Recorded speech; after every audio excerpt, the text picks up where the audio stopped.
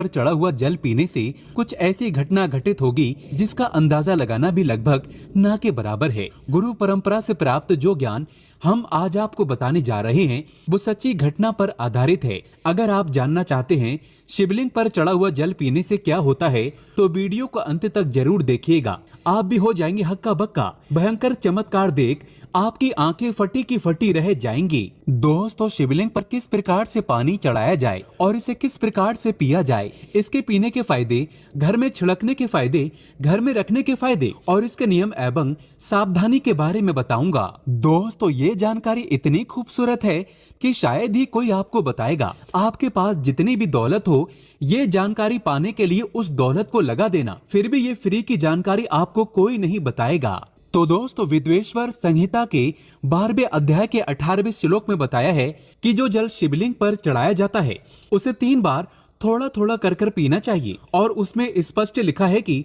इससे शरीर की कायिक, वाचिक एवं मानसिक ये तीनों प्रकार के रोगों से मुक्ति मिलती है। दोस्तों, आज मैं आप लोगों को शिवलिंग पर चढ़े हुए जल की संपूर्ण जानकारी बताऊंगा। आपने अक्सर देखा होगा YouTube पर आचार्य प्रदीप मिश्रा जी भी कहते हैं कि 1 लोटा जल हर समस्या का हल, यानी 1 लोटा जल और संपूर्ण फल। ऐसी कोई समस्या नहीं जो शिवलिंग पर चढ़ा जल न कर सके। शिवलिंग पर चढ़ा जल स्वयं काल को भी रोक सकता है। शिवलिंग पर चढ़ा जल किसी का जीवन आश्चर्यजनक रूप से बदल सकता है और किसी के विनाश को भी रोक सकता है। दोस्तों, विज्ञान में भी जल तत्व को उत्तम तत्व कहा जाता है। इसलिए कई लोग कहते हैं ना कि जल है तो कल है, जल है तो जीवन का आधार है। इसलिए कई लोगों के मुख से ये कहते हुए जरूर सुना होगा कि पानी बहाओ नहीं, पानी बचाओ। तो दोस्तों, भगवान भोलेनाथ को अपने कष्ट निवारण हेतु हम सब इसमें जल चढ़ाते हैं, लेकिन उस जल का प्रसाद लेना ही भूल जाते हैं।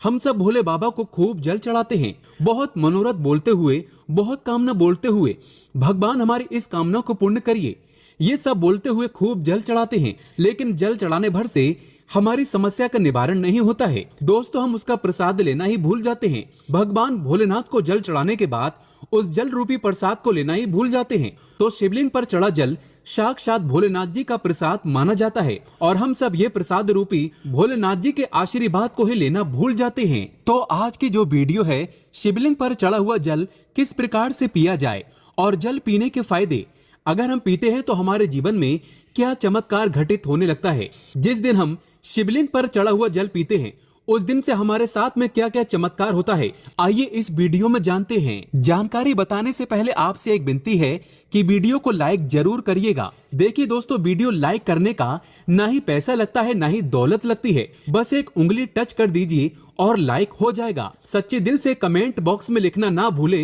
हर हर महादेव, ओम नमः शिवाय। मात्र भोलेनाथ का नाम लिखने से ही शिवलिंग पर 1 लोटा जल अर्पित करना माना जाता है। तो आइए बढ़ते हैं वीडियो में। दोस्तों, सर्वप्रथम तो मैं आप लोगों को जल पीने के प्रयोग बताऊंगा, इसके बाद छिड़कने और रखने का प्रयोग बताऊंगा। आपको बता दें, शिवलिंग पर चढ़ा जल हमारे घर में भी है, सभी बीमारियों से दूर रहते हैं। तो जल पीने का प्रयोग कुछ इस प्रकार से है। शिवलिंग पर चढ़े हुए जल को पीने से आरोग्य की प्राप्ति होती है। आरोग्य अर्थात आप बीमार नहीं पड़ते हैं। इसको पीने से काफी लंबे समय तक बुखार नहीं आता।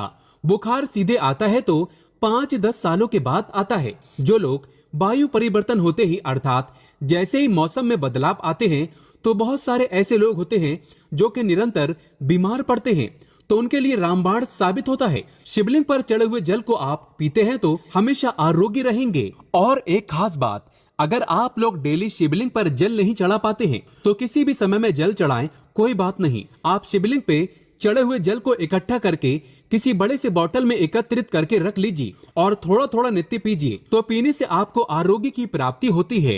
यदि आपकी आंखों में बार बार कीचड़ आ जाती है, धुंधलापन सा आ जाता है, चश्मा लग गया है, दिखाई कम पड़ता है, सुबह उठते समय आंखों में दर्द होता है, जलन होती है, तो ऐसे में शिवलिंग पर चढ़े जल से चेहरा धोने से, आंखों पर जल छिड़कने से समस्त बीमारियां, रोग दूर हो जाते हैं। दोस्तों, मेरी आंखें भी जब खराब हो जाती हैं तो मैं भी इसी जल से अपनी आंखों को धो लेता हूं, तो समस्त आंखों के रोग दूर हो जाते हैं और आंखों की रोशनी भी फर्राटेदार तेज हो जाती है, बढ़ जाती है। दोस्तों, शिवलिंग पर चढ़ा हुआ जल पीने से भाग्य बलवान होता है। अर्थात अगर आपका दुर्भाग्य आपका पीछा नहीं छोड़ रहा है तो शिवलिंग पर चढ़ा हुआ जल पीजिए। आपका भाग्य बलवान होगा और आपका दुर्भाग्य आपसे कोसों दूर भागेगा। अगर किसी भी प्रकार का ग्रह दोष बाधा आपको सता रही है, आपको समझ में नहीं आ रहा, जिसके कारण आपकी आध्यात्मिक उन्नति रुक चुकी है, आप आगे नहीं बढ़ पा रहे हैं या फिर सफलता की ओर जैसे ही कदम रखते हैं किसी भी प्रकार की विघ्न बाधा परेशानी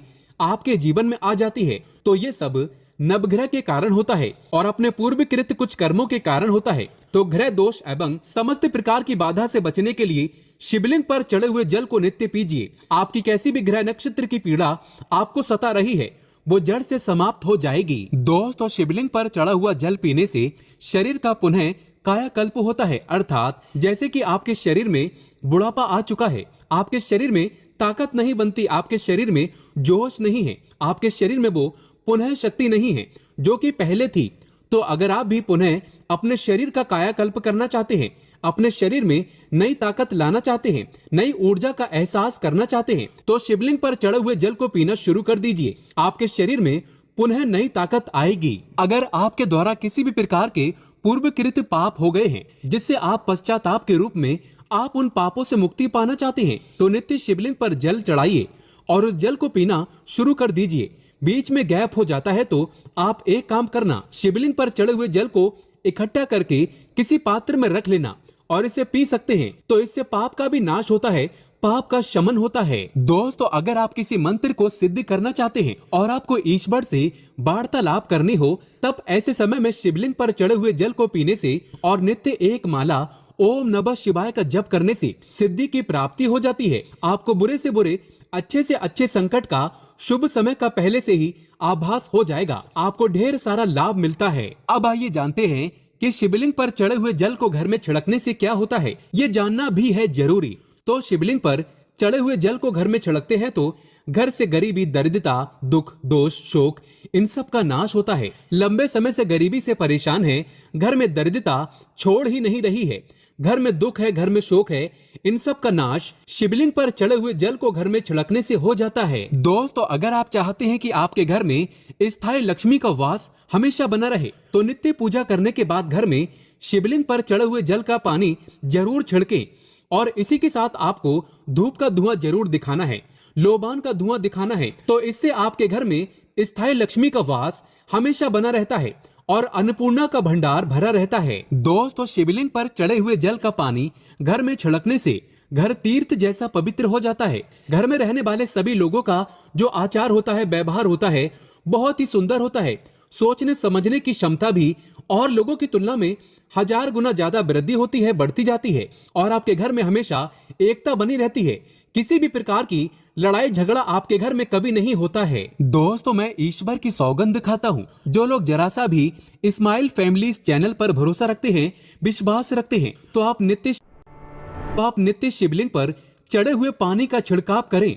आपके घर का वातावरण पवित्र रहेगा और शिवलिंग पर चढ़ा हुआ पानी जिस घर में छिड़का जाता है वो घर तीर्थ जैसा हो जाता है। उस घर में साक्षात लक्ष्मी नारायण वास करते हैं। समस्त तीर्थ एवं देवी देवता गण वहां पर वास करते हैं और आपके घर में सुख शांति का हमेशा वास बना रहता है। घर का वास्तु दोष समाप्त हो जाता है शिवलिंग पर चढ़े हुए जल को छिड़कने से।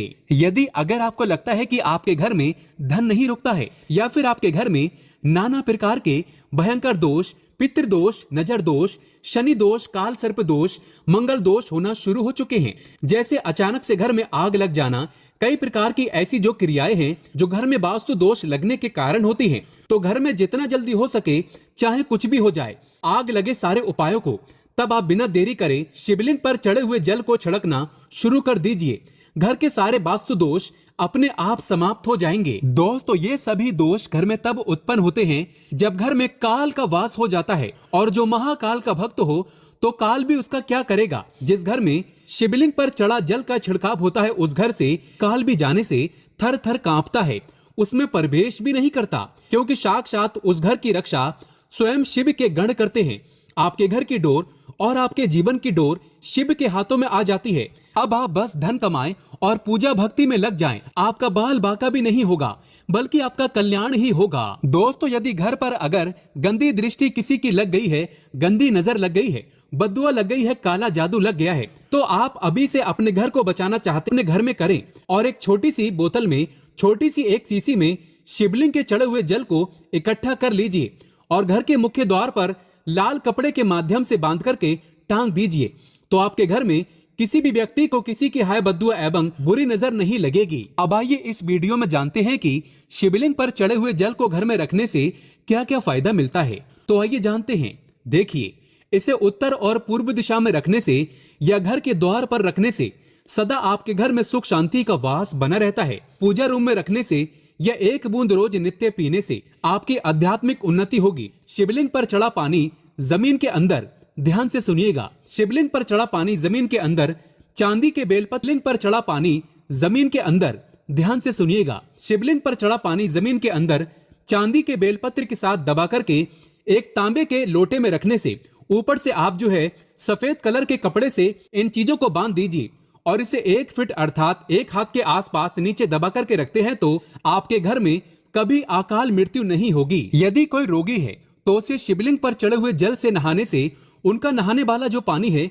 उसमें 2 बूंद डाल करके स्नान कराने से उनको लाभ मिलेगा। कोढ़ भी धीरे धीरे खत्म हो जाएगा। अगर आपकी स्किन से खाल छुटती है तो वो भी ठीक हो जाएगी। उनके रोग जल्दी ठीक हो जाएंगे, वो स्वस्थ हो जाएंगे। आइए इस वीडियो में जानते हैं कि शिवलिंग पर चढ़ा हुआ पानी कैसे इकट्ठा करें। तो शिवलिंग पर पानी डालते समय जलहरी, जिसे हम शिवलिंग का निचला भाग बोलते हैं, जिसे हम योनि भाग भी बोल सकते हैं, तो इसके नीचे जहां पर शिवलिंग के ऊपर में आप जल चढ़ाते हैं उसका जो लास्ट छोर होता है जिसे हम जलहरी बोलते हैं, तो उसके नीचे में इकट्ठा करना है, एकत्रित करना है और इसे शिवलिंग पर माथा टेकने के बाद ही, भोलेनाथ का स्मरण करने के बाद ही प्रसाद समझ करके इकट्ठा करके रखना है। तो ये होता है जल इकट्ठा करने का नियम। अब आइए कुछ नियम के बारे में जानते हैं। तो इस पानी पर किसी की छाया मत पड़ने देना। इस पानी पर, शिवलिंग पर रखा जो पानी है, इस पर किसी की छाया मत पड़ने देना।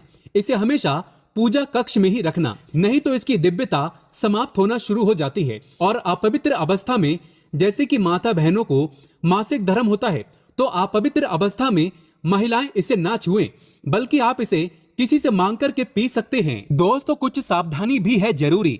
यदि आप मांस मछली खाते हैं तो इसे आपको नहीं पीना है। नहा धोकर आप कल के समय कुल्ला आदि करके भगवान शिव से क्षमा मांगने के बाद आप इसे पी सकते हैं। अगर आपको जानकारी अच्छी लगी तो कमेंट बॉक्स में लिखें हर हर महादेव, ओम नमः शिवाय, एक लाइक तो बनता है। दोनों